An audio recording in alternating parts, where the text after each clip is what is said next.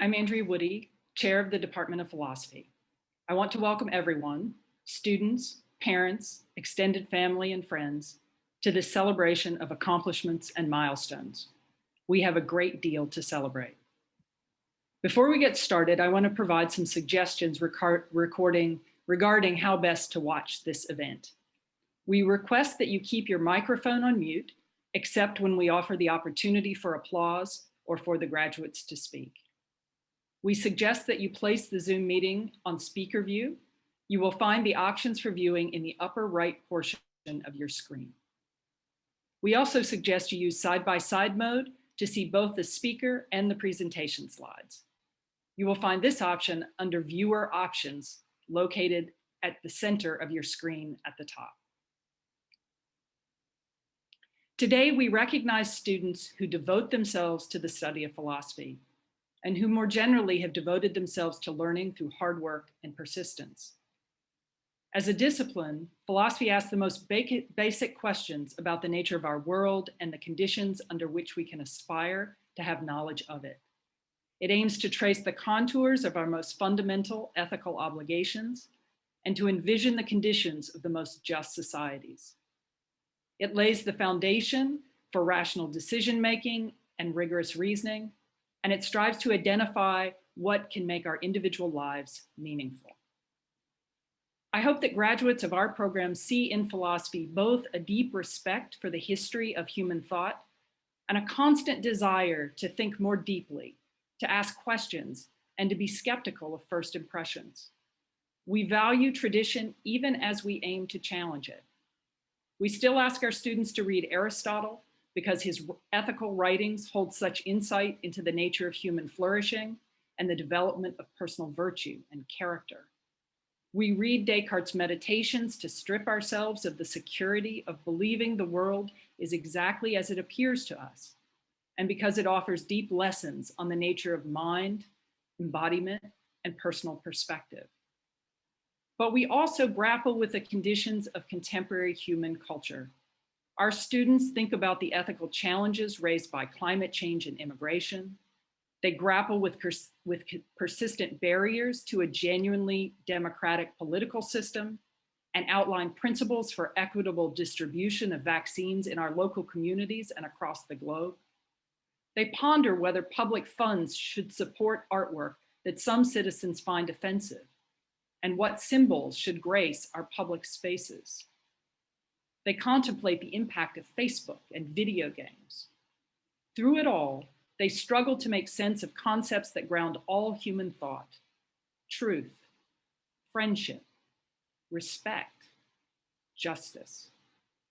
I believe the skills and habits that our students cultivate in their classes will serve them well no matter what they choose to do after they leave this university.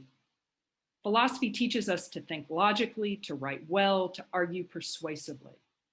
It builds expectations that asking for reasons is a sign of respect, and that engaging with other viewpoints, even ones quite different from our own, will enrich our understanding. It brings responsibility to be agents for justice and civility. When we recognize the substantial challenges faced by our local, national, and global communities, the need for these skills and habits could not be more evident. So to all our graduates today, I urge you to nurture and indeed further develop the skills that you will take from your time here with us, and to look for ways, both large and small, to use your training and your knowledge for the greater good. Our world needs exactly what you have to offer. Before moving on with our ceremony, I want to thank those who have been instrumental in making today's celebration possible. This event has been a joint project of the entire staff of the philosophy department. Gina Gould, our dedicated and excellent undergraduate advisor, has been the lead organizer for today's event. She's also the primary support structure for our undergraduate majors, helping folks navigate the intricacies of their individual course plans as they work to fulfill degree requirements and find satisfying educational experiences amidst the complexities of a very large distributed university system. She has also offered crucial support for our students amidst the many challenges brought by the pandemic. Kate Golden, our outreach coordinator, spent countless hours developing the visual presentation for today's event. We could not have done it without her. Kristen Colgard, our graduate advisor, and Chris Dawson-Ripley, the department administrator, have supported our planning and preparation and are playing key roles backstage this afternoon. I thank them all for all the work they do every day in the department. One final issue. Traditionally, we present each graduating student with a mug from the department. I regret that we cannot hand it to each graduate today with the customary handshake, but we will get a mug to each graduate during the summer. Gina will make sure of it. Now let's turn our attention to the focus of today's celebration, our students. We will begin our ceremony by recognizing students who are recipients of department, university, and national awards. We will recognize both undergraduate and graduate students. After each set of awards has been announced, we will pause and allow you to unmute yourselves so that we can offer a round of applause. We start with undergraduate awards.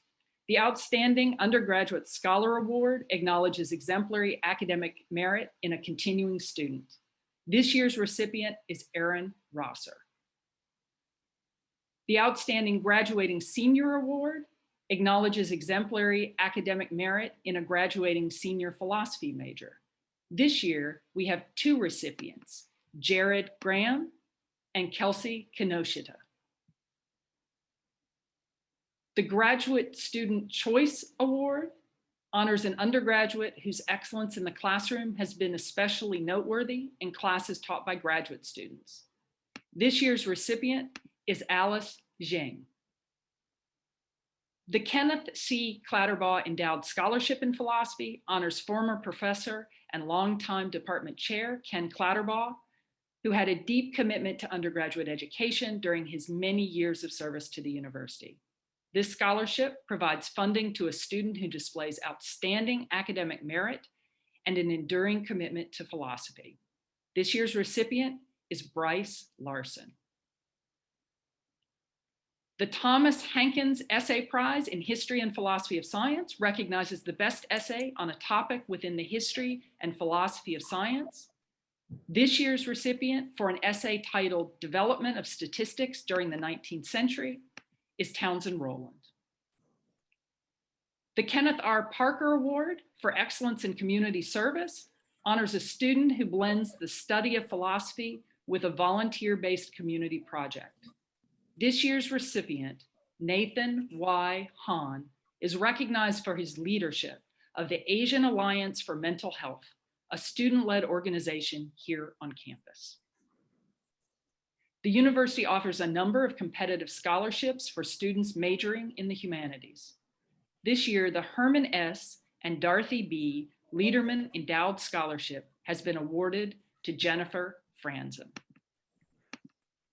Every year, the University of Washington recognizes 100 students from across all three campuses and all undergraduate, graduate, and professional programs who, through their passion, leadership, and commitment, embody the very best of the Husky experience and inspire others to do the same.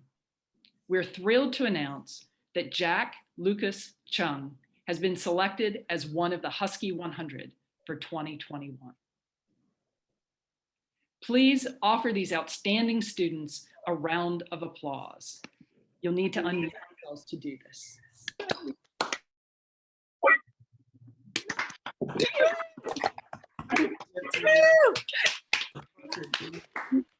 Well done. Now we turn to graduate awards. Every year, the philosophy department awards our departmental teaching award to a PhD student who's demonstrated excellence in teaching and dedication to the department's teaching mission. This year's recipient is Michael Ball Blakely. The Melvin Rader Summer Stipend funds philosophy graduate students to pursue and develop novel philosophical projects that extend and enhance their scholarship, teaching, and professional engagement. This year's recipient is Lindsay Whitaker. The GOMAP Dissertation Fellowship is a highly competitive award from the Graduate School's Graduate Opportunities and Minority Achievement Program. It's awarded to graduate students whose academic pursuits will contribute significantly to the intellectual and cultural achievement of future scholarship and research. One of this year's recipients is Paul Tubig. A Jeff Hanauer Graduate Fellowship for Excellence in Western Civilization has been awarded to Aaron Barker. As a Hanauer Fellow, Aaron will join an interdisciplinary group of scholars to consider issues surrounding global migration, climate change, cultural and biological diversity, environmental justice, and sustainability. The University of Washington Simpson Center for the Humanities, with funding from the Andrew Mellon Foundation, has undertaken a broad initiative called Reimagining the Humanities PhD and Reaching Publics. As part of this initiative, the Simpson Center has funded a set of competitive fellowships.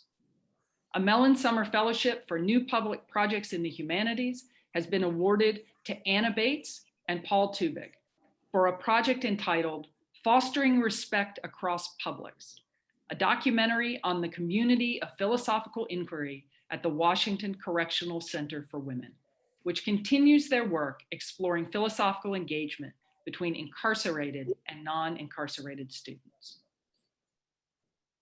The Federation of State Humanities Councils is a national organization whose mission is to help state humanities councils strengthen the civic, cultural, and social fabric of society by fostering, understanding, and promoting an engaged citizenry. The Federation awarded 2 Schwartz Prizes to state humanities councils for outstanding humanities public programming in response to the COVID-19 pandemic. Dustin Stone Addington's work with Humanities Washington on their program Cabin Fever Questions was awarded a Schwartz Prize. Please, let's offer these graduate students a round of applause.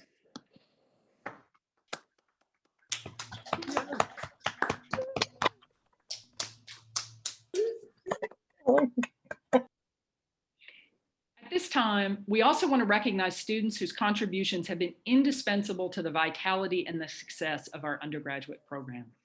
The Department of Philosophy's Writing Center is an invaluable resource for helping students cultivate essential skills for clear and effective written communication, something especially important given the centrality of writing and argumentation in philosophy courses.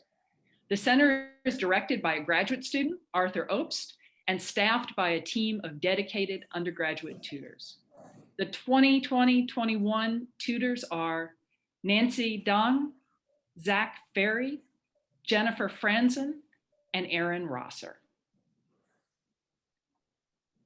I would also like to thank students who have been leaders of the Undergraduate Philosophy Club, Zachary Brown, and the UW Philosophy Society, Jason Lim and Braden Giancani. These clubs foster a lively intellectual environment for undergraduates, and I applaud these students for keeping these organizations up and running during the pandemic when they were needed more than ever.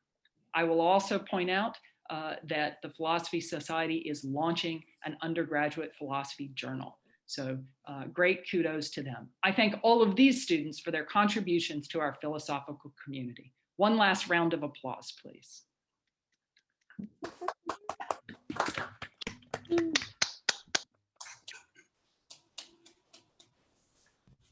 I now turn over the virtual podium to an alumnus of the department who will offer words of wisdom to members of our graduating class as they look forward to productive and satisfying lives beyond the campus of this great university.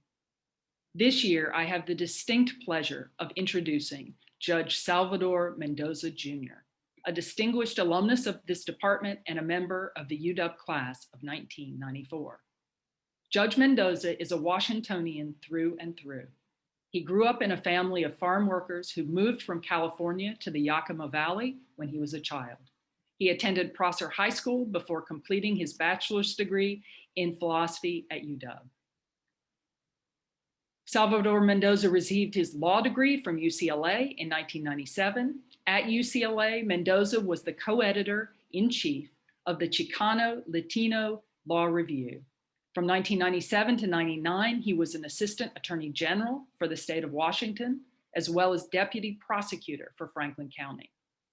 Judge Mendoza was in private practice from 1999 to 2013, handling state civil and criminal cases along with federal criminal cases.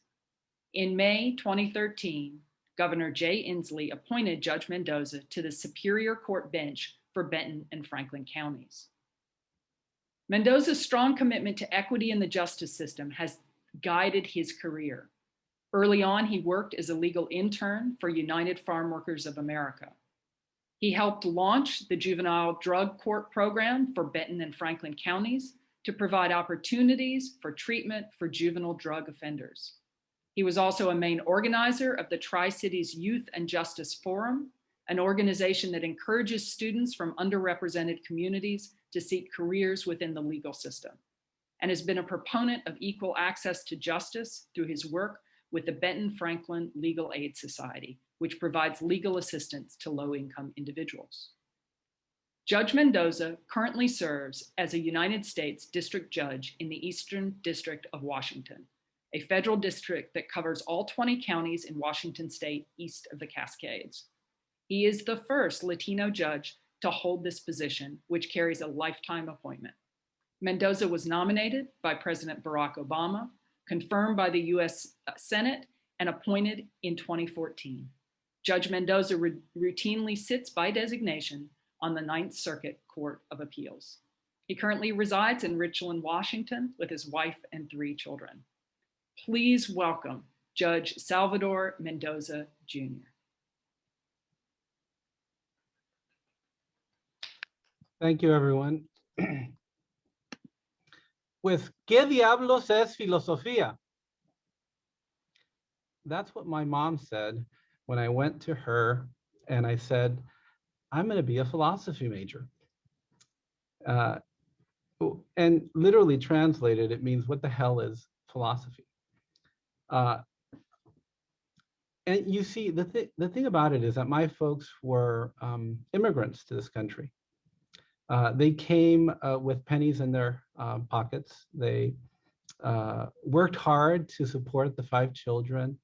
They worked in whatever job they could. My mom worked as a maid. My father worked in whatever he could, in fact. And we all worked as farm workers for many years.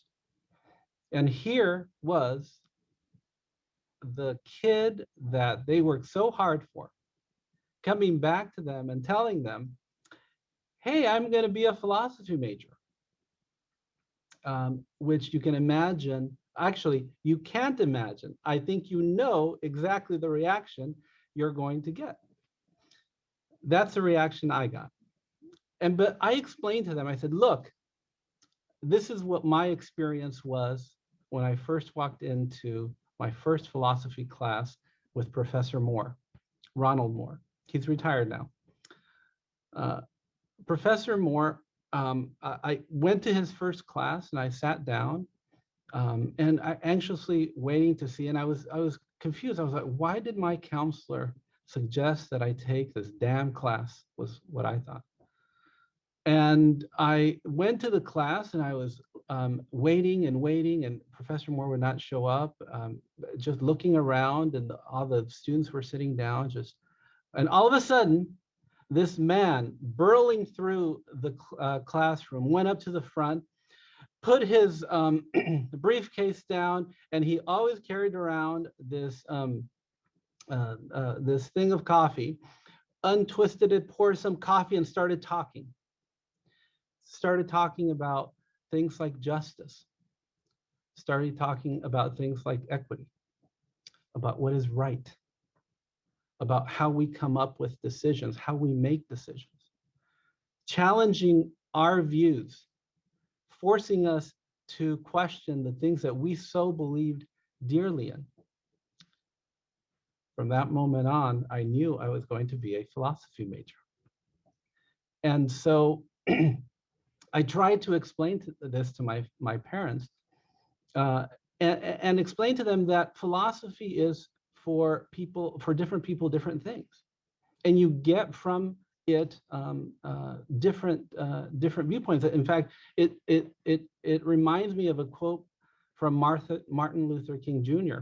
He stated that the intellectual and moral satisfaction that I failed to gain from utilitarianism of Bentham and Mill, the revolutionary methods of Marx and Lenin, the social contract theory of Hobbes, the back to nature optimism of Rousseau, and the Superman philosophy of Nietzsche, I found in the nonviolent resistant philosophy of Gandhi. I came to feel that this was the only morally and practically sound method open to oppressed people in their struggle for freedom. And he himself then became, of course, a visionary, leading millions in his own theory of how to resist this oppressive system. And in achieving all of these wonderful things that I had the luck of doing, in becoming a deputy prosecutor, an assistant attorney general, helping children, helping victims, all of these accomplishments were not gained without fear. But they all stem from that belief in the principles that I learned in philosophy. One of the things I think about is Justice Sotomayor's quote. She has explained in the past that don't let fear stop you. Don't give up because you are paralyzed by insecurity or overwhelmed by the odds. Because in giving up, you give up hope. Understand that failure is a process in life, that only in trying can you enrich yourself and have the possibility of moving forward. The greatest obstacle in life is, in fact, fear and giving up because of it. And the thing that I guess I would impart in all of you is this: be inspired by the things that you have learned in your coursework. Be inspired by the professors that you've had. Be inspired by the thinkers that you have written about, that you have studied. Be inspired by those and be guided by them. I often think about sort of my road to even this point. How was it that when I was a child, I was working out in the fields? How was it that that child could one day be sitting in front of the White House counsel being questioned about whether or not I could be a federal judge, and then having the President of the United States nominate me and have the Senate of the United States confirm me? And the reason is, and the way in which I did that is that I understood that that fear was merely an obstacle, that the principles that I learned while at the University of Washington were important principles, that those things are the things that guided me. And so to all of you, I have this challenge. And the challenge is don't be tethered by fear. Don't be tethered by the expectations that people have for you. Instead, be guided by those exact principles that you have learned while at the University of Washington, while earning your philosophy degree. Be inspired by that, as our great thinkers have been, as Martin Luther King has been. And then you yourself can be the inspiration for others. And that's the challenge, right? That's what we hope for all of you. So, you know, I think today you're going to hear a lot of wonderful speeches. I just want to say to all of you, I am, without sounding patronizing, I am proud of you. It is a great achievement, and I'm proud of your family too for supporting you, even when they didn't really understand exactly why you were making this choice. So. I want to thank all of you for joining us, and I want to thank in particular Professor Woody for this kind invitation. Thank you for that, and congratulations again, everyone. Thank you.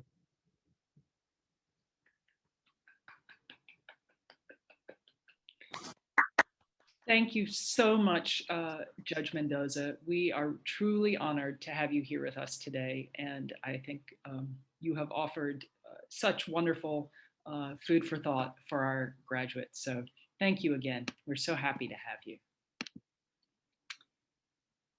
It's a longstanding tradition in this department to include in our program remarks from members of the graduating class. Typically, it's one individual, someone who's been active in the department and whose frequent presence makes them seem a fitting choice to address everyone.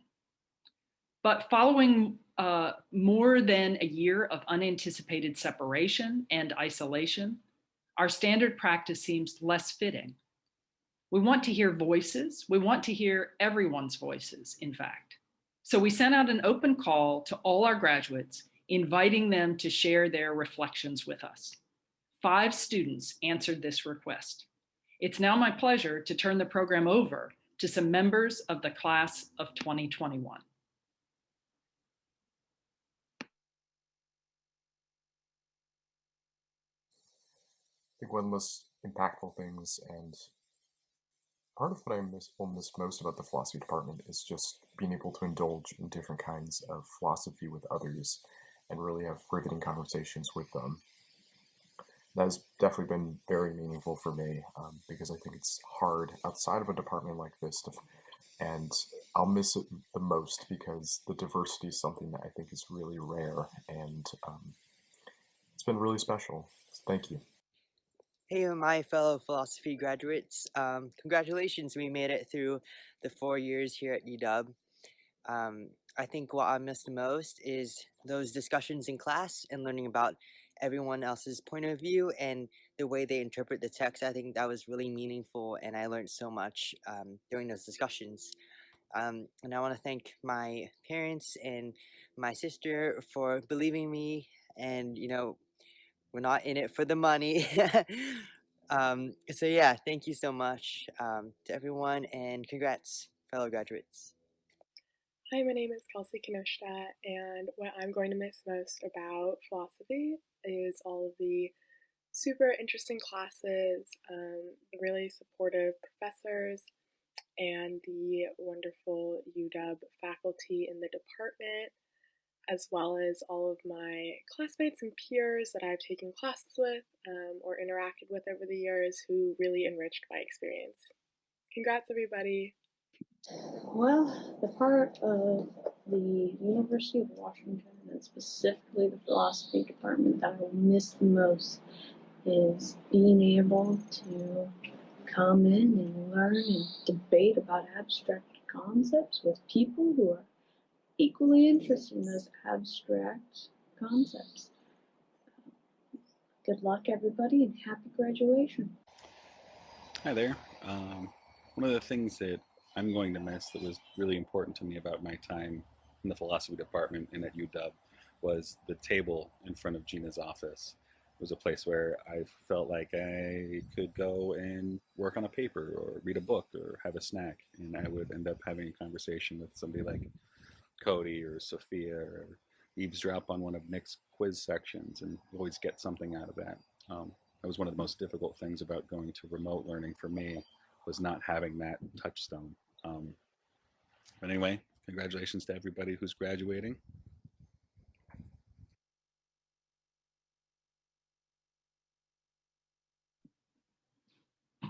I really thank the students who sent us some contributions. Connor Mayo Wilson will now offer a toast to the class of 2021. Great. Graduation is a time of celebration, but also a time of anxiety for many graduates, parents, mentors, and so on. What do I do now, some of you might be asking, or do I have any practical life skills? If you, your parent, or anyone who's with you today is worried by those questions, I'd like to share with you one skill that I learned from my high school gym teacher. I was told that what I'm about to share with you is about as practical or applicable in the real world as skills get. It's a water survival skill, specifically how to turn a pair of jeans into a life vest. So I want you to imagine you've fallen into a river or a lake. or an ocean, and you need to stay afloat until you can be rescued. So here's what you do. First, take off your pants and get over the embarrassment that will come when you're rescued without your pants. Next, make sure the zipper is all the way up. Next, you want to tie the pant legs at the bottom like so, which I've brought some jeans to indicate how to do this to you. Finally, very quickly, flip the open end of your jeans onto the water, capturing the legs or the air in your pant legs. You can now take those inflated pant legs around and wrap them around your neck and stay afloat without treading water. When I first learned to inflate my jeans, I thought it was a pretty cool trick, but one of my classmates was skeptical that this skill was really all that practical or useful. He asked the gym teacher a question, something like the following. He said, "What should I do, Mr. Semler, if I find myself on a rapidly sinking ship? I look down and I realize that I'm wearing mesh shorts." My gym teacher really didn't actually have a very good answer for that, despite having taught that to years and years of students. Over the last few years, you, the philosophy majors graduating in this class of 2021, have acquired philosophical skills that are more practical or applicable in the real world than you might imagine. You've learned to ask hard questions like, what should I do now? And not to despair when you ask it. Rather, you've learned to ask further questions like, what do I value and why?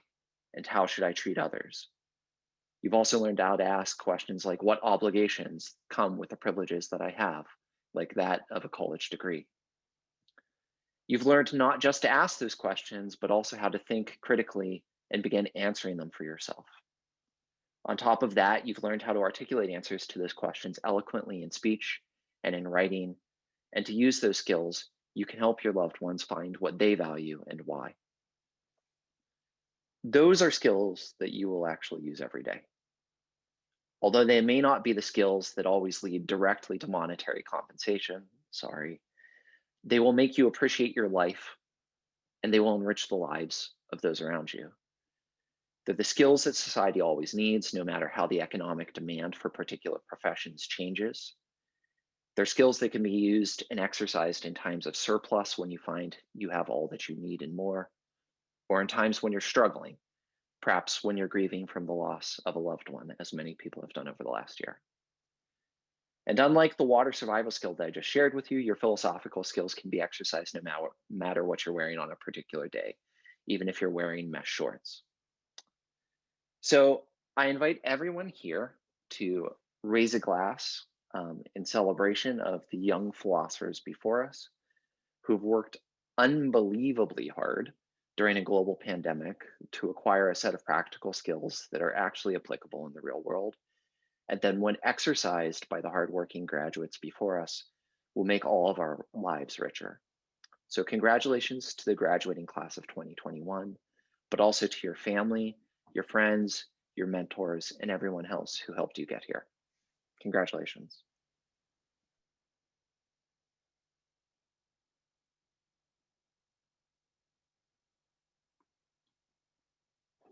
Hi, everyone. You persevered and you should be incredibly proud of yourselves. Congratulations. Congratulations, everyone. Cheers. This was a tough year to get anything done, anything finished. And you finished college. That's amazing. Congratulations, class of 2021. Congratulations, class of 2021. Congratulations to you all. Cheers. Congratulations. Hi, everyone. Congratulations on getting through such an incredibly tough year. I hope your summers are full of sunshine and rest and relaxation. Cheers. Congratulations, class of 2021. Cheers. Congratulations. Congratulations, cheers, and I wish we were there in person. I really do wish that very much. Congratulations, everyone. Cheers. Congratulations, graduates. What a year to have survived. You did it. We did it. Well done. Class of 2021. History will never forget you. Here's to you, friends. Cheers and congratulations. To the class of 2021, you've had to overcome lots of obstacles, but you've made it and now you're graduating. Congratulations. To the class of 2021, you made it through such a tough year. Congratulations. Celebrate well. Cheers. Congratulations. Congratulations to the class of 2021. We are so proud of you. Cheers.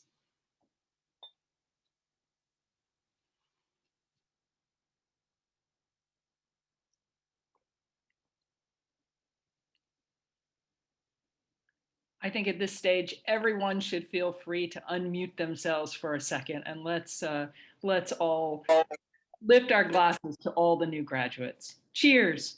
You're here. Cheers. Cheers. Congratulations. Way to go. Cheers. Cheers. Good.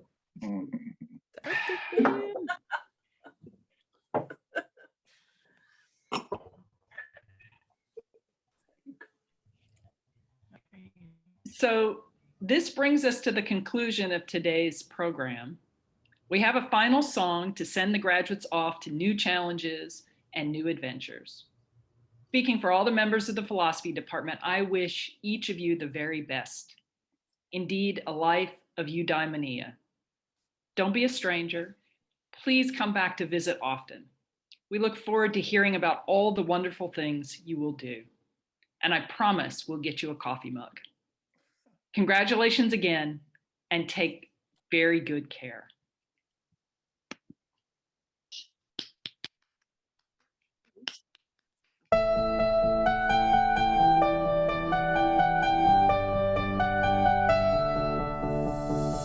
The sun hits like a bullet of faith, and then suddenly I'm wide awake.